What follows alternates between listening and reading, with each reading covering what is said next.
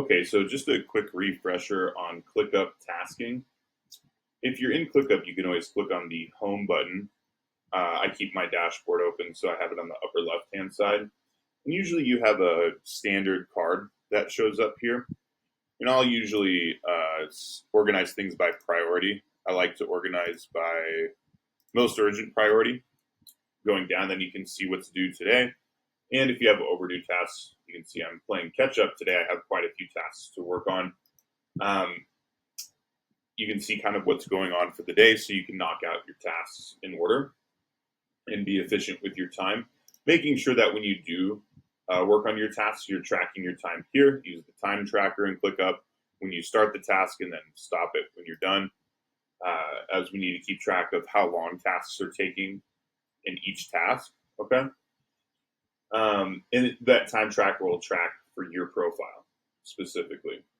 Okay. And then you can always, bill manually on Upwork if you're on Upwork, or if you're on Hubstaff, make sure you run Hubstaff. So also, you'll want to make sure you look over your tasks, like for particular clients. Let's say if you have a client assigned to you and you look at the VA services task list under that client, you can find their folder on the left-hand side usually. You're going to see that you have your task list here for virtual assistant tasks. Each task, you need to make sure that you're updating the status. If you're working on a task on an ongoing basis, keep it in progress, please. Okay. We actually don't close ongoing tasks for clients unless they are one-time tasks. For operational tasks or reoccurring tasks, you see there's a reoccurring, don't change that unless instructed to by the CSR. Or if you're unsure, ask the CSR, tag them in the side. But generally, they're going to set this to reoccur as often as it needs to be, and you should have reoccurrence and due dates for your task. When you complete a task, instead of closing it here, you're just going to simply change the due date.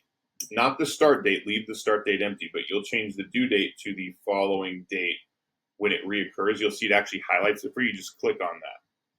And I'll give you an example. You can see it updates it here. If I click on it there, if I click on it here, it updates it here. Okay? This way you'll see what tasks are coming up in your dashboard. You'll see what you need to do. When you complete a task, make sure you're leaving a comment log here.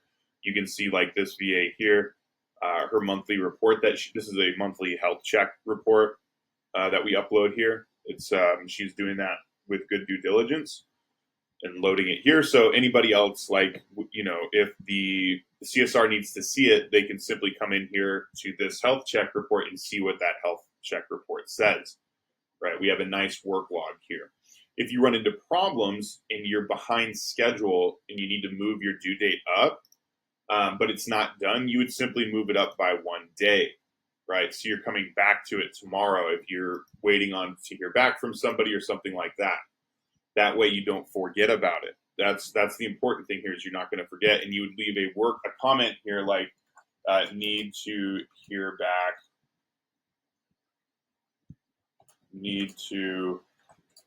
back from CSR on video creative, just as an example. That wouldn't really apply to this task necessarily, but then you would tag the CSR using the @ symbol. Okay. But that's why we communicate with task-specific communication. We do it in the task that we're working on in the comment thread as it relates to that task, so we have a nice record. We have a nice history of comments and work log that we can reference. So, that goes back to our communication training, which you've already done, but you want to make sure that, that's why we don't send emails about comment tasks, and we don't use chat systems like Slack or anything. We use the comment section of the task that we're working on so we can see a nice, clear history. Or if your task is behind due date, you are mentioning why here. We're behind date because we're waiting on X, Y, and Z, or we need to solve X, Y, and Z problem, and you're getting other team members involved, or you're using the custom GPT troubleshooting tool to fix things, right? Or to figure out what you need to do to complete the task. But you never get rid of a due date. It should always reoccur when it's supposed to, and your status should be in progress for the most part, or running, right? Like this one here, updating swipe file with AI creatives. This one is running. She's currently doing that. So it's currently running. You can see here where the VA did the task, right? Okay. So anyway, that's how we run this task. It's either in progress or running. Okay, so I usually just put it as running. If you're just doing it and you're not having any problems, if it gets behind schedule and you got to push your due date up, then I do in progress. Like it's in progress. You're not running it because you're stuck. Okay, that's kind of how I tell the difference in what's going on, and keep your priorities changed up.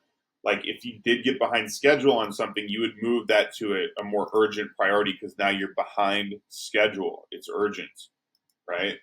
Then you can move it back to normal when you're caught back up and you're doing it on time. Okay. So just some basic task management here. You use the @ symbol just as a reminder to tag people where you're just notifying them, like this here, where this VA tagged this other graphic designer to notify her of something. You use the assignment up here when you assign something to somebody that's like for them to do. Okay. So that would be resolved if they're done with it, right? Or it's open. So if it's like, so what she's asking for here, she created some new ads for the client and asked for her to approve them. She asked the CSR to approve these ads with the client. Looks like she just gave a thumbs up and did not check this. She needs to check this if it's done, if she did approve it. She might still be waiting on it. But you assign a comment by clicking on the assignment and then clicking who you're assigning it to. And what that does is then it's like a task. It's like the comment becomes like a task within the task to get done, right? You tag people to update them or ask a question or like raise something to their attention. So usually I will tag people like this when I assign a comment to them. But it is important if you have a comment assigned to you that you clear it once you finish that so you know it's not like an open task, right? So just some quick updates on your task management and managing your ClickUp tasks, because what will happen is if you don't manage them, we do pay attention to like task due dates, what tasks are outstanding or overdue, and if things are getting behind schedule, we will see that it's happening. And then we're going to come in and start asking you questions or start saying what's happening, like the CSR or the lead CSR. You know, we're going to say, hey, what's going on? It's going to affect our client services. And ultimately, like if you're not updating your tasks and pay attention to managing the tasks in ClickUp and doing these basic things, it creates a problem for the team. And ultimately, like it's hard to have you on the team or have you on the team at all. So you do need to pay attention to your ClickUp task management. All right, thanks.